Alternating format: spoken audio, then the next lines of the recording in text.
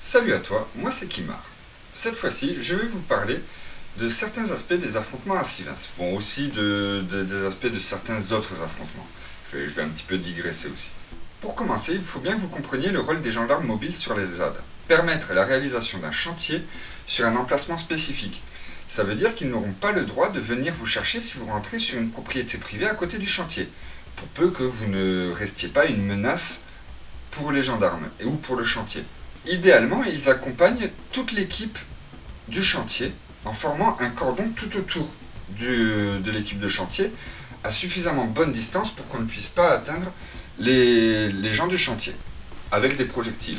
De même, ils ne font pas usage du flashball ou du LBD n'importe quand, hors cas de bavure bien sûr, ce qui peut arriver quand même. Déjà pour la simple et bonne raison qu'ils n'ont pas assez de munitions.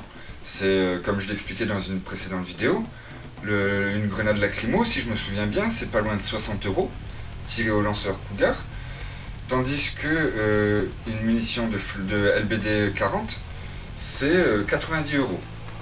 Donc il faut savoir que les gendarmes utilisent différents types de lacrymo. Il y a la grenade à main, qui vont dégoupiller, qui vont jeter.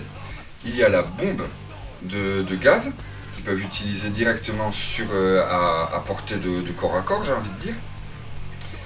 Et il y a les grenades qui mettent dans un lanceur Cougar, donc c'est une arme, on le voit souvent, l'arme qui se plie là, dans laquelle on rentre la grenade, ils referment et ils peuvent tirer, qui a une portée de 160 mètres si je me rappelle bien. Il me semble que les lanceurs Cougar c'est 160 mètres et que le lance-grenade sur les VBRG, sur les véhicules blindés à roues de la gendarmerie, c'est 200 mètres de portée. Il y a autre chose que beaucoup de gens n'ont jamais entendu parler. Tous les zadistes qui tombaient entre les mains des gendarmes n'étaient pas nécessairement envoyés en commissariat ou en gendarmerie pour être enquêtés et éventuellement mis en prison. Ça arrivait que tout simplement ils aient déjà trop de boulot, ils n'aient pas envie de s'embêter avec la personne, ils la passent à tabac et puis ils la laissent telle qu'elle après être passée. Mais ce qui se passe, c'est que vous avez une personne qui vient de se faire attraper, les gendarmes avancent, paf, il se passe à tabac, les gendarmes sont là, sont passés. Mais nous, pour aller aider la personne qui vient de se faire traverser par le cordon de gendarmerie, on met du temps. Parfois, c'est qu'à la fin de la journée qu'on peut aller aider cette personne-là, lorsque les gendarmes repartent. Il y a des petits passages pas très rigolos comme ça. C'est déjà arrivé aussi que les gendarmes empêchent l'intervention de sapeurs-pompiers ou d'ambulances, afin de maintenir les blessés. Sur la ZAD de Notre-Dame-des-Landes, au cours de l'opération Jupiter, Maxime qui s'est fait exploser sa main, les sapeurs-pompiers avaient été retardés d'au moins 20 à 30 minutes, ils étaient là, mais les gendarmes ne voulaient pas les laisser passer pour aller chercher Maxime. Là, je vais repasser sur le côté plus zadiste. Il faut bien se rendre compte que l'on est tous là à titre bénévole. Personne n'a signé de papier disant qu'il devait faire quoi que ce soit en affrontement. C'est chacun fait ce qu'il se sent de faire. Et en réalité, ça a toujours été comme ça. On force. Moi, j'ai jamais vu personne forcer quelqu'un d'autre à jeter un caillou sur les gendarmes ou à forcer quelqu'un à s'approcher des gendarmes de la ligne de front. C'est pas comme à l'armée. À l'armée, on te donne l'ordre, tu dois aller faire ça, tu dois aller faire ci, tu dois aller faire ça. Là, on est tous des bénévoles. Dans le principe, moi je touche pas de salaire, rien ne m'oblige à aller faire quoi que ce soit contre les gendarmes, à part mes idées. Mes idées qui vont à l'encontre de la construction d'un grand projet inutile imposé. Dès qu'un événement réunissait trop de cagoulés, ou même en 2018 lors de l'opération Jupiter sur la ZAD de NDDL, ou encore lors des manifs en ville, je suis incapable de reconnaître qui que ce soit. Alors d'accord, certains groupes arrivent en groupe et se connaissent entre eux, mais bien souvent, tous les gens autour de moi, ce sont des inconnus. Et en fait, c'est normal. Il y a une peur que l'on a, c'est de faire des choses en affrontement, et si on est mal cagoulé, si on est mal anonyme, on peut se faire attraper 3-4 mois plus tard. Mais il y a une règle qui n'est pas très très connue et c'est qu'en général, tant que tu ne fais pas de choses très très graves, comme tirer avec de la fusée éclairante sur un hélicoptère, comme tirer à l'arme à feu ou quoi, ou au patator, ils n'aiment pas du tout, ils considèrent que le patator est une arme de guerre. Donc je sais pas si vous connaissez, c'est le principe d'un tube, soit en PVC, c'est très souvent des armes artisanales, dans lequel on vient insérer une patate et en mettant deux pressions, enfin pour ceux que j'ai vus, c'était 2 pressions d'aérosol. On referme et avec la petite partie d'un briquet électrique, on passe les 2 fils à travers et clic clic. Et en fait, ça fait exploser le gaz dans la chambre de combustion et du coup la patate qu'on a rentrée en force et qu'on a découpée au diamètre du tube, donc elle est vraiment bien hermétique, part et on avait fait un test. Bon, celui-là de Patator avait fini en morceaux parce qu'au bout de 3 ou 4 tests, il avait explosé. Je crois que le copain avait essayé de mettre une 3e pression de spray, mais en fait, il avait fait envoyer la patate au-dessus de la vallée. On était à peu près en bas de la vallée, il a tiré en l'air comme ça, et on a vu la patate monter, et par-dessus la crête de la vallée, et on l'a perdu de vue. Donc non, c'est relativement efficace quand même. Bon, ça reste des patates. Hein. C'est un truc qui va exploser quand ça va t'arriver dessus. Et c'est qu'une patate. C'est pas un flashball, c'est pas une balle, ça fait de jolis dégâts. Mais j'ai jamais entendu parler de gens qui s'étaient fait tuer par un tir de patateur. Ils devraient essayer ça comme arme non létale. Ça risquerait de mieux fonctionner que leur LBD qui ont fait perdre des yeux, et des nez, qui ont fait des problèmes thoraciques. Je reviens sur Sivens. Une méthode qui a beaucoup été utilisée pour combattre l'effet irritant des lacrymogènes a été de s'enduire le visage d'un mélange d'argile verte et de jus de citron. Alors même sous la cagoule, ça m'est arrivé de le faire. Et alors ça tire un petit peu lorsque l'argile verte sèche. Le citron pique un petit peu, mais c'est rien. Et c'est toujours bien mieux quand même que l'effet irritant de la lacrymo. Il faut savoir, pour rappel, que la lacrymo a 3 principaux effets. L'effet qui brûle la peau, l'effet qui te fait pleurer. Alors celui-là est très très handicapant parce que pleurer en affrontement, tu ne vois plus rien, c'est vraiment handicapant. Et l'effet d'étouffement, bien sûr. Et ça déclenche des paniques et d'habitude c'est l'effet d'étouffement qui fait fuir tout le monde. Bon, après avec de l'habitude on peut arriver à le combattre. La lacrymo, 3 effets différents. En dehors du fait qu'il puisse aussi te viser directement au lanceur cougar et faire un tir direct sur toi pour te toucher. Et ça, normalement, c'est considéré comme une bavure. Ils n'ont pas trop le droit de le faire selon les protocoles de la gendarmerie. Je vais vous donner quelques conseils pour arriver à combattre les effets de la lacrymo. Celui de pleurer. Le plus efficace à mes yeux, c'est les lunettes de plongée.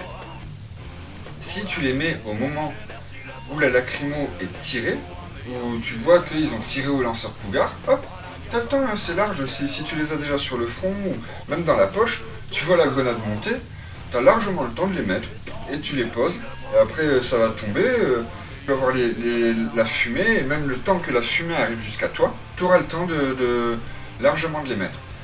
Il faut savoir que dans leur processus aussi, si vous tenez une position, dans leur protocole, les gendarmes vont tirer une première fois derrière vous, une deuxième fois devant vous, et après il est possible qu'ils vous visent dessus. En tirant derrière et devant, finalement ils sont à peu près sûrs que vous allez être atteint par la fumée, et surtout c'est très paniquant, parce que tu ne vois plus rien de ce qui se passe derrière toi, tu ne vois plus rien de ce qui se passe devant toi. Il y a vraiment, ils adorent faire les écrans de fumée de lacrymo, c'est une technique qu'ils adorent utiliser. Parfois c'est même arrivé qu'ils tirent de la lacrymo devant toi, tu ne les vois plus, et eux ils dégagent. Eux ils vont faire autre chose ailleurs. Bon, c'est pas très souvent que ça arrive ça. Les lunettes de plongée, c'est pas certain que vous en ayez. Donc, il y a des astuces que j'ai utilisées moi-même. Il y a des lacrymos qui viennent de tomber pas loin de vos pieds. Vous devez traverser. Ben, vous pouvez fermer les yeux. Sur 4-5 pas, vous voyez le nuage en fait s'étendre. Vous sentez bien qu'en dehors du nuage, vous n'avez pas de problème aux yeux. Et dans le nuage, par contre, vous vous mettez à pleurer. Mais il suffit de fermer les yeux au moment où vous traversez le nuage. Si vous avez juste à le traverser, il y a là.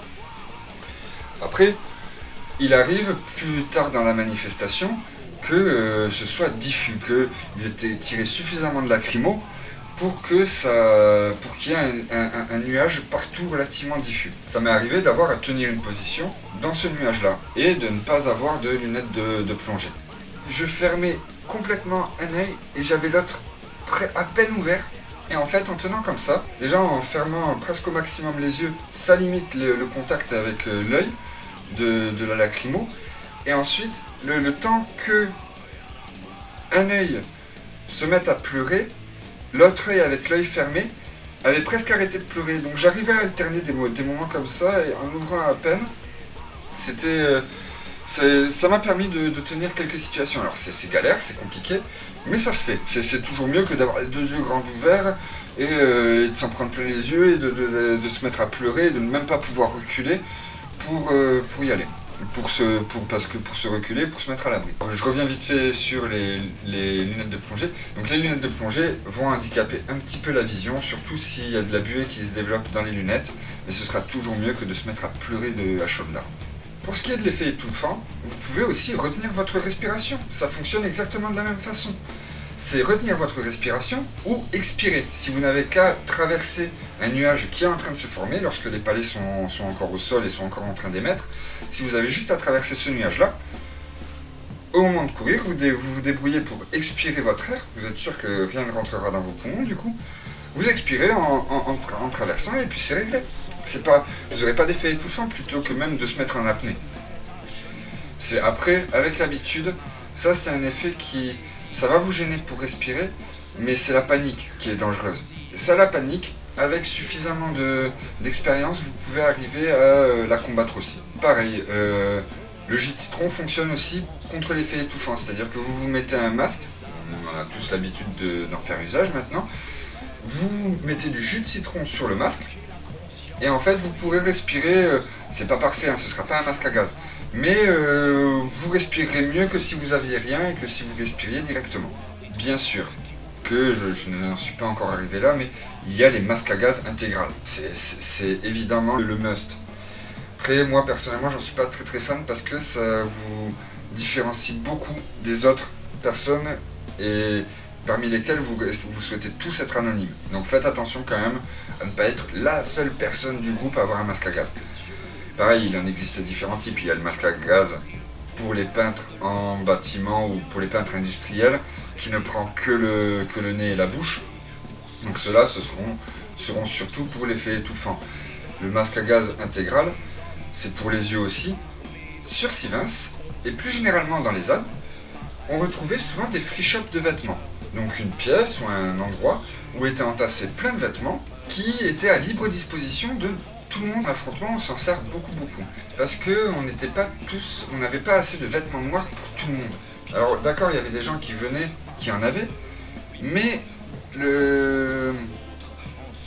finalement on était obligé de s'habiller avec des vêtements très différents. Si vous jetez un caillou le matin, à midi, changez de vêtements. D'ailleurs, dans les free shops à Sivens, j'y ai balancé toute mon ancienne collection de t-shirts. C'était le Parker Lewis, mais moi c'était des t-shirts. Bon, je pense avoir fait un petit tour de ce qui m'est revenu à l'esprit.